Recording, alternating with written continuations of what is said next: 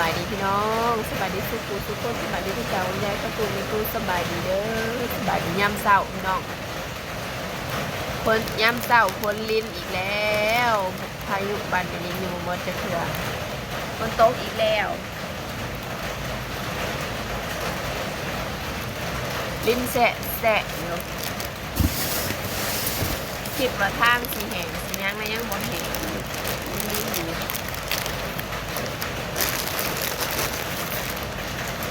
มาจับขนมมาจับขนมที่คุณยายผังมาให้นี่ฮาโล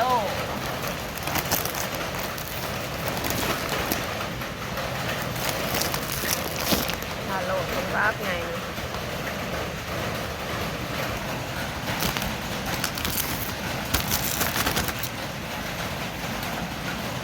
ฮะว่าหมดเขาเลยจะแรง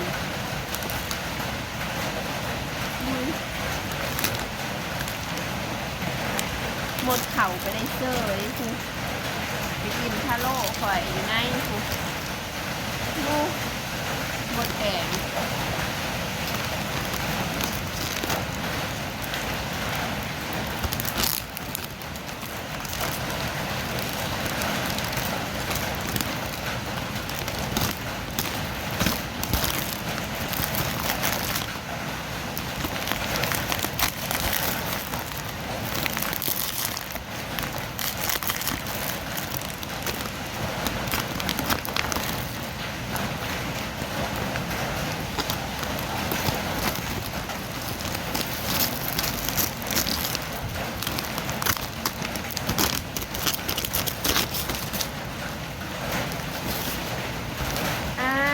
เข่า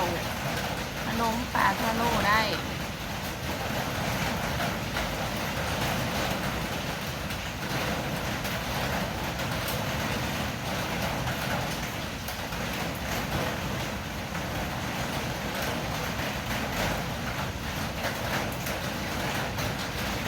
ไม่จังหวะกัดถุงเท่าไหร่มันเก่งก็คือมันเลิศแท้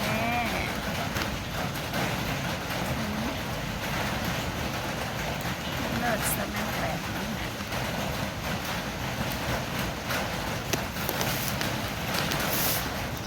นี่ตัดออกแล้ว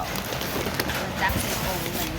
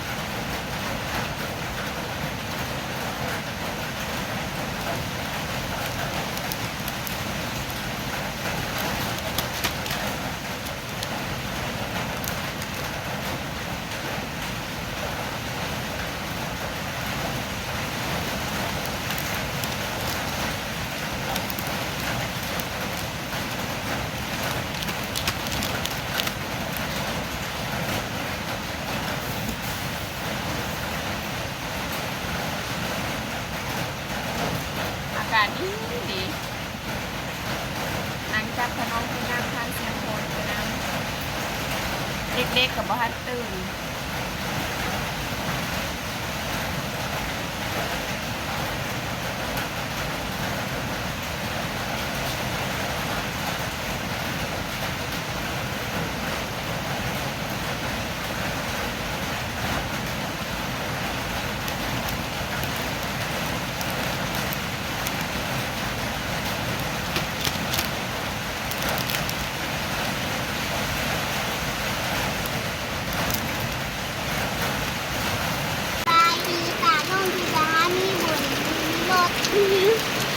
อากาศดีฝนตกเมื่อกี้นี่แห้ง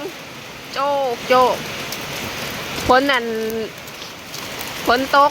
แห้งลายไม่ลิงก็เลยเอารถออกมานอกพี่น้องเอามาพี่ลิงมาพี่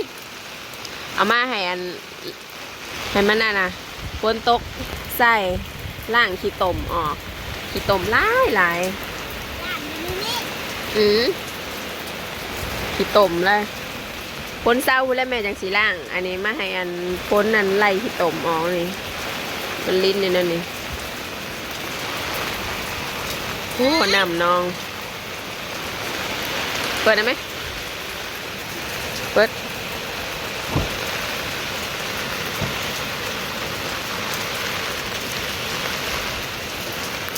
ขึ้นใครขึ้นทางนี้จ้ามีคนมาอยากลงจากรถบ่อยากลงเลยว่าจากรถนะบ่บุญบ่อยากลงเลยจากรถนะอยากอยู่ในรถนี้ ตื่นมาเพราะว่า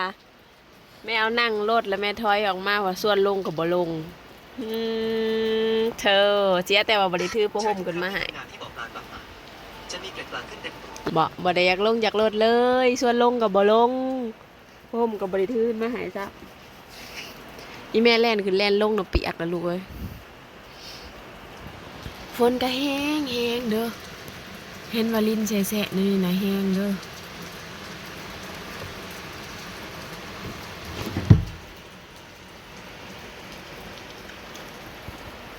พลแห้งว่ะพามีบุญออกมานั่งเบิ่งพล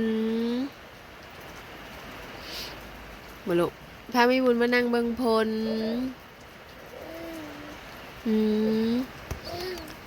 มีบุญมากพลปะลุงเอ้ยพลมันได้บรรยากาศกระดอบรรยากาศมันได้นั่งเบิ่งพลในรถมีบุญมากแบบนี้อีเมสิพานอนอยู่ในรถมือนี่นะบ่บุญอีเมสิพานอนในรถบ่นอนเบิ่งพลเนาะนอนเบิ่งพลนั่นลุงเนาะหนาวอยู่บ่หนาวกระตุ่มพรมหนาวอยู่บ่หนาวอยู่บุญขาดกันลูกทรายคูณก่อนนี่ลูกทรายคูณคำก่อนนี่นะพ้นกันเนี่ยนี่ละเมื่อลิ้นตั้งแต่เช้าพี่น้องตั้งแต่ตื่นนอนลิ้นนะกันนะมันนี่ก็ขอไล่เด้อทุกคนฝากเป็นกำลังใจให้น้องมีบุญเด้อปะลุงไปแล้วสบายดีบ๊ายบายบ๊ายบาย